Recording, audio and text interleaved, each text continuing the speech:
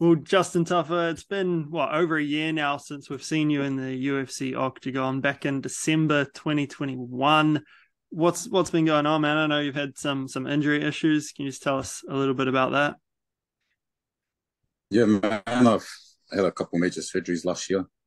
Put me out for a little bit and had to withdraw from a couple of fights just because I couldn't get through camp and a lot of pain and that. But it's been a good year off. I've got to have another son and got to call on my brother through his MMA journey. They ultimately got him signed to the UFC. So it's been a busy year, anyways. Even though it's been a inactive year for me fighting. So that surgery was on your hip, right? Yeah, yeah.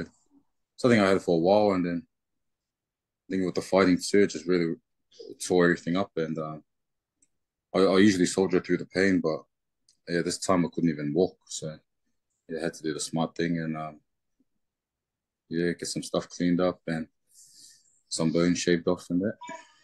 How long had that been bugging you for? Was that something from back in your league days or something more recent?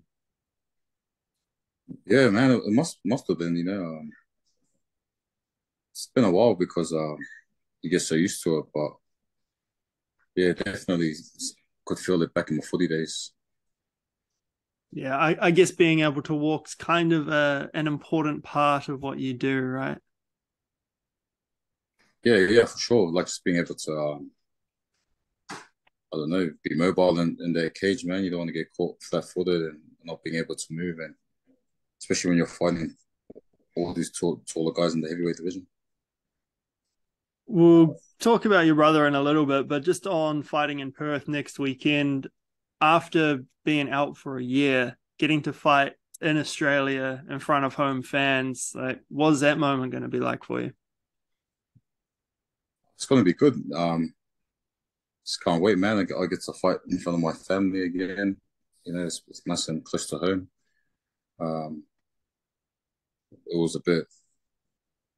I thought I'll probably be back fighting maybe in April or something, but when I heard this card was announced, and I did my best and I trained my hardest to make sure I was ready for this fight, and I told the UFC I'll be ready. Um, so yeah, I slaved through Christmas and all those holidays, and now it's almost time to fight, so I can't wait. How is the body feeling A at bit of this a dip. point? No, the body feels good.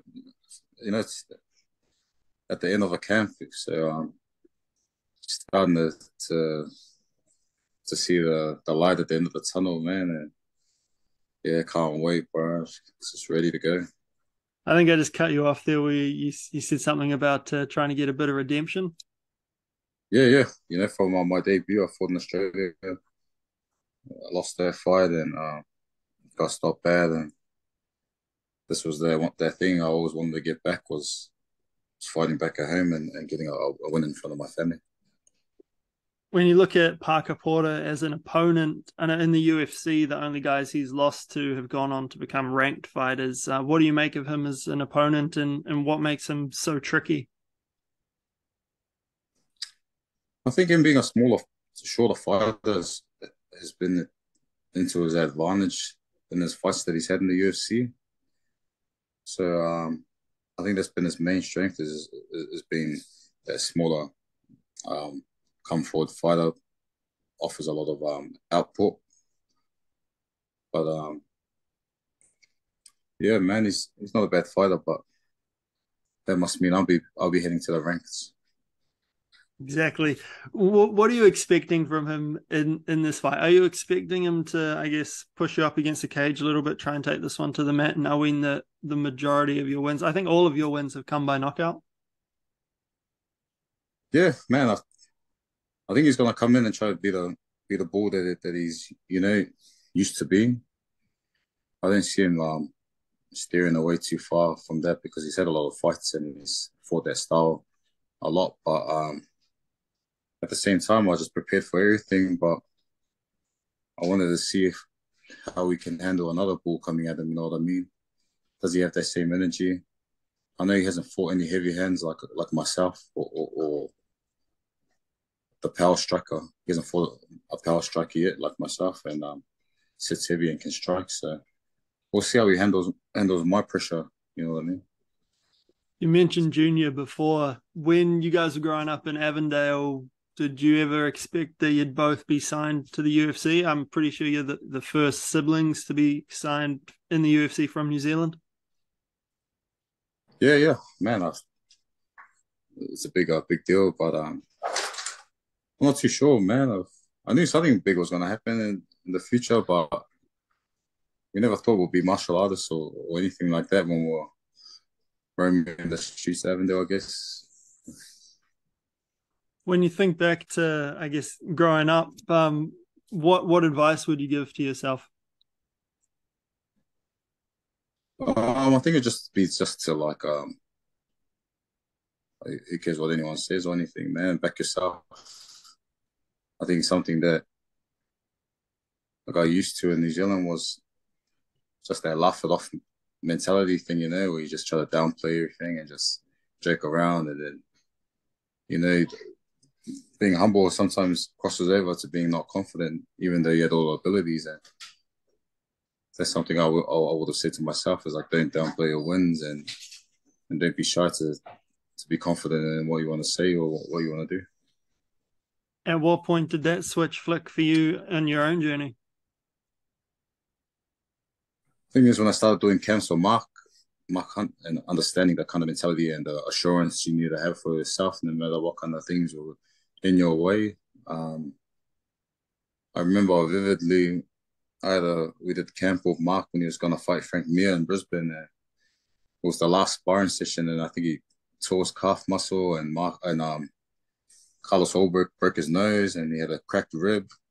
Man, so I was like, damn, this is just in camp. And we sat down after sparring in the morning, and we had breakfast, and I was just looking over to him across the table, just a bit worried, like, fuck, man, is this guy going to be all right for the fight? And I go, man, how do you feel? And no hesitation, he goes, no, I'm going to lay Frank Mir out on his back. And I was just like, whoa.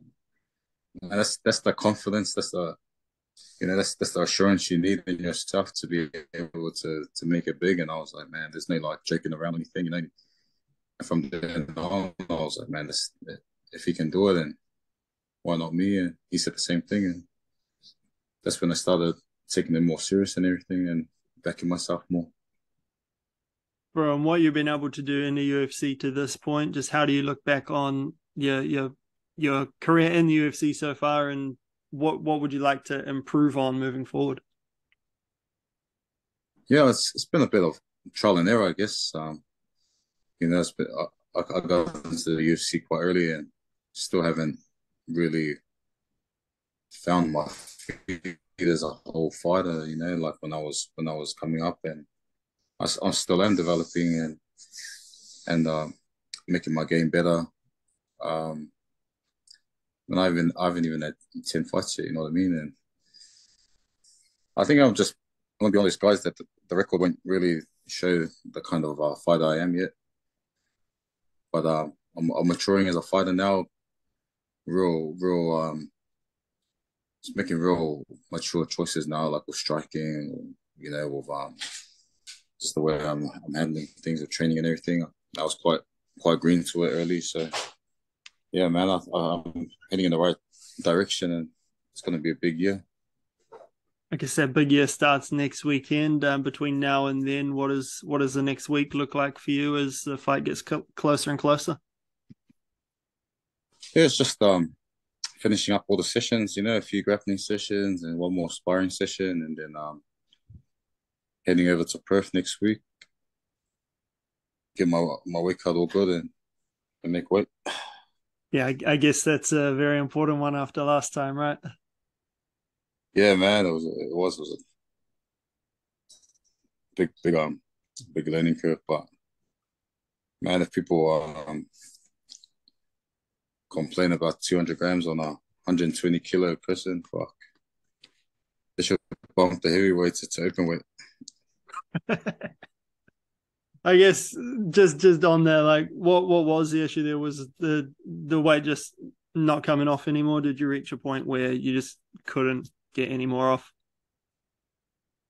Yeah, I was pretty heavy, man, but I trained hard like I train every camp. It was just a with COVID and everything, and I had a few injuries at the same time, but I was traveling to 4 different states just to try to get a visa, in between camp. Like whilst trying to do a camp, and everyone can complain, but no one did what I did, like fly to this state because there's a loophole that you can go from that state to another state and then stay there for like a few days and then wait to get your visa and then go back to another state because you can't go back to your home state. Also, it's a 2 week lockdown and then heading back to try to get the visa again. Man, now I didn't think many other fighters were doing that, you know what I mean? And you you just can't get good momentum when you're forever traveling and staying a few days here, a few days there, training at a local gym. But there was no excuse, but it definitely made it a bit tougher than my other camps to get that weight down in time. I guess the good thing about fighting on home soil is you don't have to put up with any of that, right? Yeah, man, it's honestly been a lot easier camp, especially with that surgery I had. And although camp's tough and that, but you don't have to travel, man, and stay home, and then you get to